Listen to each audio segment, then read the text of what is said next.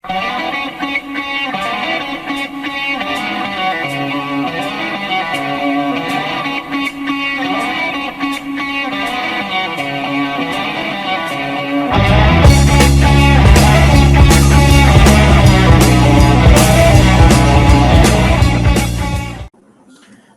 a próxima área que nós temos é a área de gerenciamento de custos. Essa área ela visa assegurar que o empreendimento seja feito dentro do orçamento aprovado, ou seja, o planejamento de recursos, estimativa, orçamentação e controle de riscos e custos.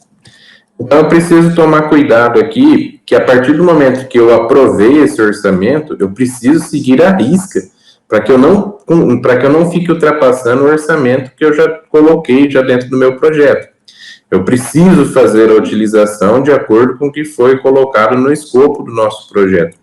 Quando a gente faz a submissão de um projeto para qualquer lugar aí, que alguma agência de financiamento, nós precisamos tomar muito cuidado, tanto para fazer o uso, quanto não ultrapassar esses valores. Por quê? O que acontece? Sobrou dinheiro. Eu preciso fazer a devolução desse dinheiro que eu não fiz a utilização. Quando sobra, quando você vai fazer essa prestação de contas no final, você precisa justificar por que você não utilizou, sendo que você colocou no seu projeto inicial aquela quantia X. Então, tanto quanto você seguir dentro desse orçamento, ultrapassar ou não alcançar, pode gerar algum conflito aí no futuro. Então, na verdade, o gerenciamento de custos, ele vai fazer parte de um gerenciamento financeiro, em que o custo é apenas mais um dos componentes. Outra questão também, no nosso processo de estimativa de custos, utiliza a metodologia ABC. Nós vamos definir depois como que funciona essa metodologia ABC, que vai definir o custo de cada um dos recursos destinados a cada atividade. Ou seja, para cada atividade que eu for desenvolvendo, para cada etapa do meu trabalho, do meu projeto, eu preciso definir quanto que eu vou utilizar em cada etapa, ou em cada atividade. Ao passo que no processo de orçamento, esses custos são distribuídos ao longo das atividades do projeto, determinando assim o fluxo de caixa de saídas. Outra questão também, todo projeto obrigatoriamente deve ter um custo estimado, o qual deve ser gerenciado desde o início até o fim. Então, além da questão, a parte do engenheiro, você precisa ter a parte de contabilidade para fazer esse gerenciamento do início até o fim, para que não ocorram imprevistos ou para que não ocorra algum problema no decorrer da execução desse seu projeto. Quando o gerenciamento do custo não é efetivo, a probabilidade de o projeto não ser concretizado é muito grande. Por isso, você precisa gerenciar os seus custos. Nós estamos cansados de ver aqui no Brasil muitas obras que dão início, são mandados os projetos e a gente vê que chega na metade ou até mesmo no início da execução dos trabalhos, das obras, para. E o motivo sempre é que não tem orçamento. Não tem orçamento. A gente sabe que tem problemas de corrupção no Brasil e tudo mais e tal. Mas, assim, como que a gente para uma obra depois de uma licitação, depois de ter iniciado, por falta de verba? Provavelmente não foi colocado aí corretamente no projeto. A gente precisa especificar muito bem por que nós colocamos aquele valor e por que nós não conseguimos atingir.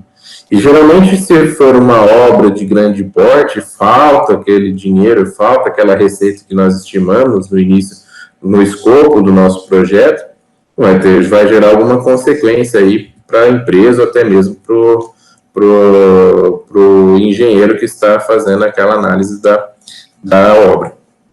Então, é possível, por meio da análise financeira do projeto, criar indicadores de desempenho que podem atuar na tomada de decisão. Nós sabemos que nós temos vários indicadores na engenharia que nos mostram como que aquele determinado produto ou aquele determinado projeto está caminhando. E esses indicadores podem nos mostrar várias informações relevantes que podem dar o futuro no nosso projeto. Então, eu destaco algum deles. O primeiro indicador que nós temos é o VPL, que é o valor presente líquido. Ele, sendo que o melhor projeto é o de maior VPL. Então, toda vez que eu for trabalhar em cima disso, eu preciso destacar muito bem como que funciona esse valor presente líquido. Quanto maior for esse nosso VPL, melhor vai ser. Então, durante essa etapa, ele é feito um controle de custos, por meio do qual se verifica se o planejado está de acordo com o que está sendo executado. Então, eu preciso fazer essa análise.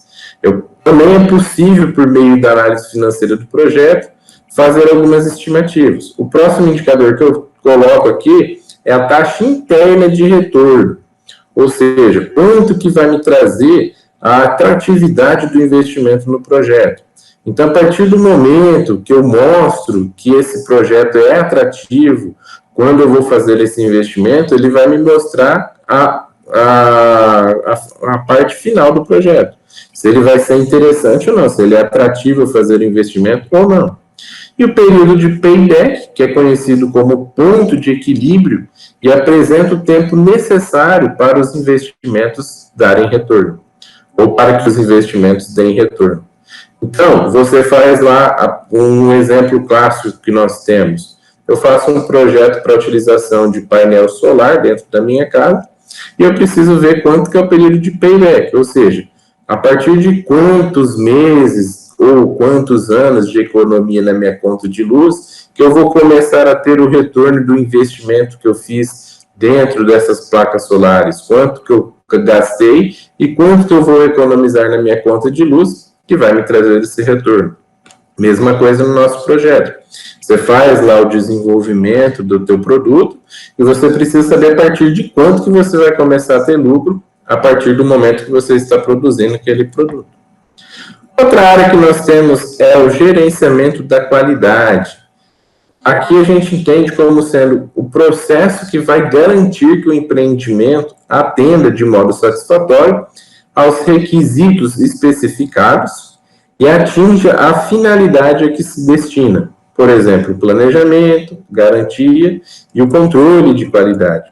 Então, dentro dessa etapa, eu consigo envolver algumas outras dimensões para que o meu projeto ocorra de acordo com o que eu planejei dentro do meu escopo. Então, a partir daqui, o objetivo maior da gerência de qualidade de projetos é assegurar que o projeto seja concluído com a qualidade desejada. Esse é o nosso objetivo sempre. Lembra que eu comentei com vocês na aula passada? Você sempre vai ter um início, um processamento e um final. E o nosso projeto sempre se baseia a partir de um objetivo. Preciso alcançar aquele objetivo. Então, esse gerenciamento, quanto maior for a qualidade do meu projeto, isso vai me dizer que eu vou concluir. E com a qualidade que eu coloquei lá. Como eu faço o esquema, coloco no papel qual que é o meu objetivo e quais são as etapas, eu preciso garantir que cada etapa seja processada com uma qualidade alta. Assim, eu vou garantir a satisfação das necessidades de todos os envolvidos. Lembre-se sempre, nosso cliente precisa ser atendido com o que nós estamos propondo no nosso projeto. Nós precisamos satisfazer todas as necessidades que foram pedidas. Por isso que você documentar toda a etapa das exigências do seu cliente é muito importante. É um contrato que você vai fazer e, a partir disso, você vai estabelecer quais são as etapas que você deve seguir até chegar no objetivo final. A outra área que nós temos, que também é muito importante e que a universidade tem um papel muito grande, é o gerenciamento de recursos humanos. Então, o gerenciamento ele vai me objetivar fazer o mais eficiente uso das pessoas envolvidas. Quais são essas pessoas envolvidas? Tem o pessoal de planejamento, pessoal na organização, o recrutamento e alocação de pessoal e desenvolvimento de equipes. Isso daqui é fundamental para que ocorra o desenvolvimento do meu projeto.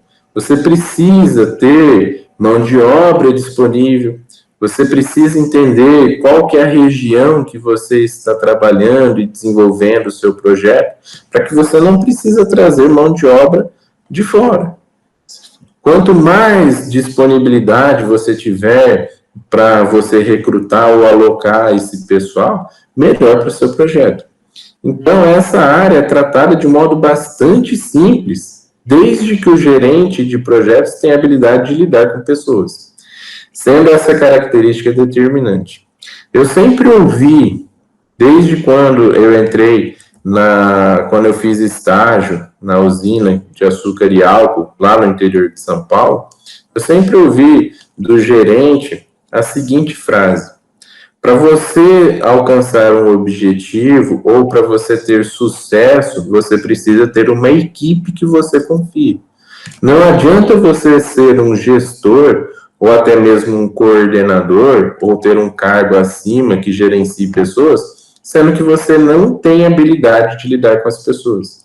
Porque se você não tiver uma equipe que te ajude, que concorde com as suas decisões, ou que te alerte sobre alguma decisão errada ou confusa que você tomou, essa equipe pode te dar muita dor de cabeça aí no futuro. Se eles não trabalharem de acordo com a sua necessidade ou de acordo com o que você está delegando para eles, essa equipe pode te prejudicar.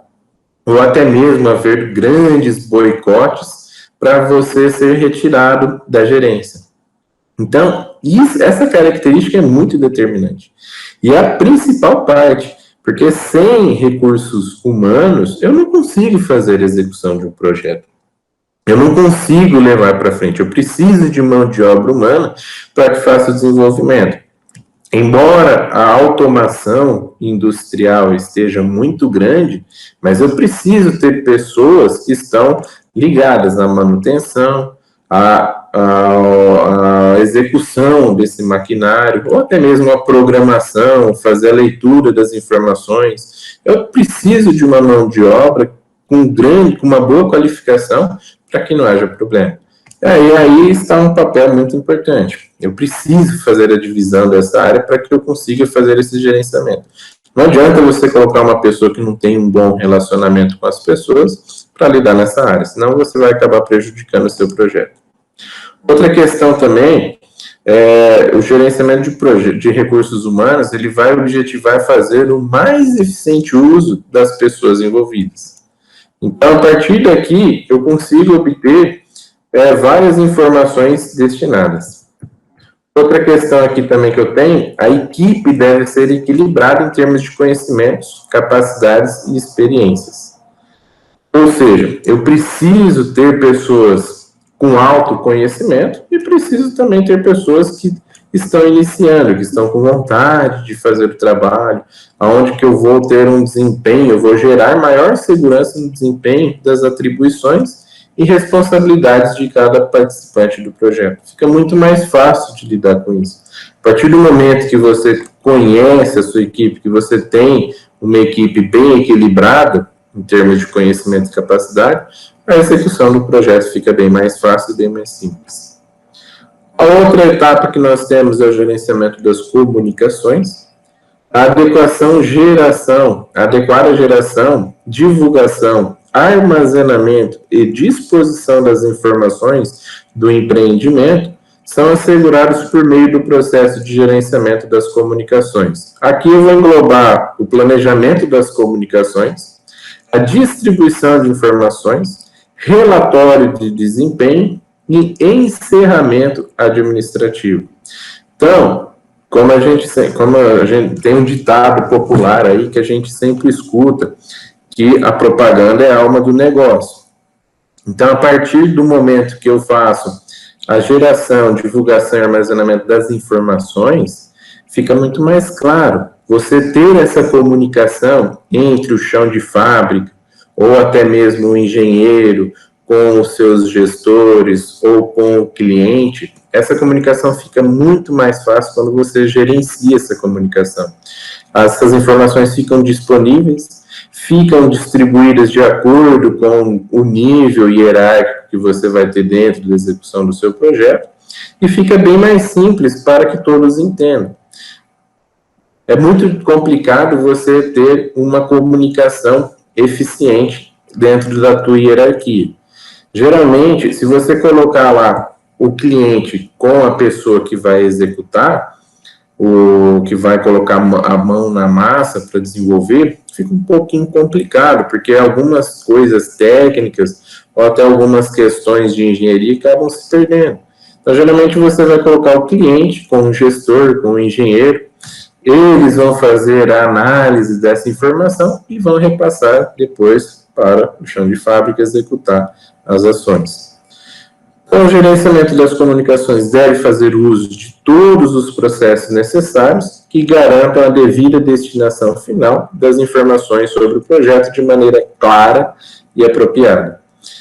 Então, eu preciso que essas informações sejam claras, que todos entendam o que deve ser feito. Devo fazer a utilização de todos os recursos disponíveis. Hoje a tecnologia nos ajuda muito quando eu vou fazer essa divulgação. Temos, geralmente, dentro das empresas, a intranet, onde eu posso fazer a comunicação com o pessoal, redes sociais, mídias sociais. Tenho várias opções para que essa informação do projeto chegue de maneira clara e apropriada para todo mundo. Outra questão também é o relatório de desempenho. Ele é um importante instrumento de divulgação do andamento e da medição do progresso do projeto, assim como de seu encerramento administrativo. A partir dessas informações, quando eu tenho um relatório de desempenho, eu consigo fazer uma análise de cada etapa que eu vou ter do meu projeto. Fica muito mais fácil eu entender o que está acontecendo em cada etapa e para que eu me planeje melhor nas etapas subsequentes. A partir disso, eu preciso também fazer um encerramento administrativo, que lembra que eu comentei anteriormente sobre o gerenciamento de custos? Quando eu faço o encerramento administrativo, faço o balanço de custos, das minhas receitas, do meu valor líquido, do meu payback, eu tenho essas informações de maneira muito clara, fica fácil de executar as próximas etapas do meu projeto. Outra questão que também nós temos, que é muito importante também, é o gerenciamento de riscos. Ele que vai determinar que os processos relativos aos riscos envolvidos no empreendimento devem ser identificados, analisados e minimizados. Então, nessa etapa aqui, a gente vai começar pela identificação. Quais são os riscos que podem ocorrer? Por exemplo, eu estou fazendo a implantação lá de um projeto numa determinada área remota. Eu vou ter matéria-prima suficiente para que ocorra a finalização desse projeto? Eu vou ter mão de obra disponível? O clima vai ajudar? O governo vai dar incentivo fiscal? As regras econômicas serão alteradas? Eu preciso identificar quais são os riscos. A partir do momento que eu identifico, eu preciso quantificar. Esse meu risco vai me trazer o quanto de prejuízo ou benefício. A partir dessa quantificação, eu preciso desenvolver uma resposta e controle das respostas aos riscos. Ou seja, você precisa determinar caminhos que você deve seguir caso algum problema ocorra. A partir do momento que você tem um plano B para seguir, fica muito mais fácil para você planejar aí seus problemas. Então, os riscos de projetos aqui, eu vou definir como condições que, caso venham a ocorrer, podem comprometer ou impedir sua realização. Então, aqui, a partir do momento que eu identifico isso, eu preciso ter um plano B para que não comprometa ou impeça a realização do meu projeto. Isso pode trazer um grande risco na execução das nossas atividades. A nona área que nós temos é o gerenciamento de suprimentos. Os processos da gerência de suprimentos são, primeira questão, planejamento das aquisições. Como que eu vou fazer a aquisição? Qual que é a melhor logística para que eu faça a aquisição de um determinado material ou matéria-prima? Depois, a preparação das aquisições, a obtenção de propostas, preciso ver quais são as melhores propostas, faço uma divulgação do que eu preciso e eu espero que as empresas ou até mesmo meus fornecedores apresentem quais são as melhores propostas. A partir do momento que eu obtenho a informação das minhas propostas, eu faço uma seleção desses fornecedores, faço uma administração de contratos e encerramento de contratos. Então, percebam que o gerenciamento de suprimentos é muito importante. É o que eu sempre falo em sala de aula. Não tem por que você fazer uma aplicação de um determinado projeto num local X, onde você vai precisar de aquisição de materiais ou de suprimentos de outros locais, até locais muito distantes, onde eu vou ter a incidência de impostos estaduais ou até mesmo impostos internacionais. Isso pode acabar gerando alguns problemas, principalmente depois, na hora que eu vou fazer a aquisição, por exemplo, a aquisição de um equipamento ou de um maquinário que vem de outro país. Eu preciso pensar no contrato, se eu vou alugar ou se eu vou comprar esse equipamento ou esse maquinário. Eu preciso entender como que vai ser a manutenção, se eu vou precisar levar ou trazer mão de obra especializada fora do país de origem da execução do projeto. Então, todas essas informações são necessárias para que eu entenda o que está acontecendo. Outra questão que nós temos, qual que é o público-alvo? Então, no universo do projeto, o público-alvo ele pode ser definido e classificado em 3 categorias gerais. A primeira categoria são as pessoas diretamente envolvidas na realização das operações, o staff. Então, todas as pessoas que estão envolvidas na realização dessas operações, eu vou classificar como sendo aqui uma categoria do meu público-alvo. A segunda são os clientes do meu projeto. Quais são as necessidades desse cliente? Qual que é o perfil do meu cliente? Como que eu vou fazer o desenvolvimento dessa informação? E, por fim, outras partes interessadas que podem ocorrer. Então, aqui, como equipe de projeto, eu posso ter algumas divisões. Por exemplo, posso ter consumidores, instituições financeiras, mídia, governo, patrocinador, acionistas, parceiros, fornecedores, tudo isso aqui englobado dentro aqui do nosso projeto. Então, essa imagem aqui fica muito fácil para a gente entender qual que é o público-alvo dentro das categorias e sempre aqui dentro do projeto como sendo o nosso meio, nosso projeto, nosso fundo aqui principal. Outra questão que nós temos que analisar também, a equipe e o gestor. O tamanho e as características da equipe vai depender do projeto. Em eventos menores, de baixa complexidade, curta duração, a equipe requerida geralmente é mais específica e singular. Agora, nos grandes projetos, o exemplo aí da Copa do Mundo, como eu havia comentado com vocês na aula passada, com durações maiores, é necessário ter equipes de várias áreas e especialidades devido à complexidade envolvida. Toda equipe exige a figura de um gestor responsável pelo andamento do projeto e que direciona o que deve ser feito. Então, a seguir, eu vou apresentar para vocês as principais ações do gestor. Primeira ação do gestor, manter a equipe bem informada e atualizada sobre o projeto. Então, quando a equipe tem as informações abertas e atualizadas sobre o projeto, eles sabem como que está ocorrendo cada atividade, cada etapa. Se você não tem essas informações, se você não tem essas atualizações, podem ter atrasos nessas atividades, ou até mesmo podem deixar de ser entregues várias etapas que a tua equipe se comprometeu para fazer. Outra ação do gestor é dar instruções específicas sobre as tarefas de cada membro da equipe. Então, quando você conhece o que seu colega está fazendo, fica bem mais fácil para você poder obter ajuda e até mesmo oferecer uma certa ajuda para o seu colega. Então, é muito bom você entender. Eu, quando fazia o meu mestrado, o meu doutorado, meu orientador sempre falava o que cada colega meu estava fazendo. Até mesmo alguma atividade diferente, mas a gente tinha o entendimento do que cada um estava fazendo. E a partir daí, se eu tinha alguma dificuldade, ou algum colega tinha alguma dificuldade, cada um acabava ajudando. Às vezes eu ficava lá 1 mês, 2 meses, 3 meses, parado numa determinada parte do meu trabalho. Um colega meu que tinha um certo conhecimento, ou já tinha passado por aquilo, me ajudava.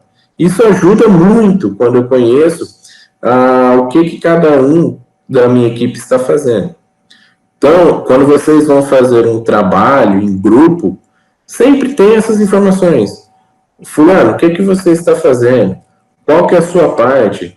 Quais são as suas dúvidas? Quais são as suas dificuldades? Olha, eu estou fazendo isso, eu estou fazendo aquilo, tenho essas dúvidas, tenho essas dificuldades. Fica muito mais fácil.